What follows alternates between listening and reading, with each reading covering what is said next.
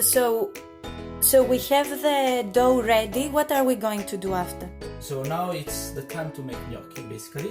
What you have to do is that you can use either a fork or a gnocchi maker.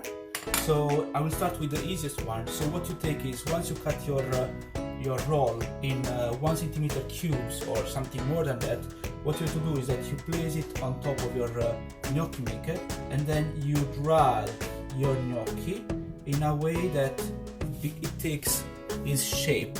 So look at this. Or what you can do, actually, you can, if you don't have this, you can use a fork.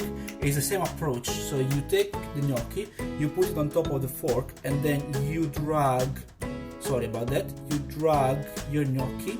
I will do it again with another one. No worries. This is a presentation effect. Test and learn. You drag in a way that it takes the shape of a gnocchi.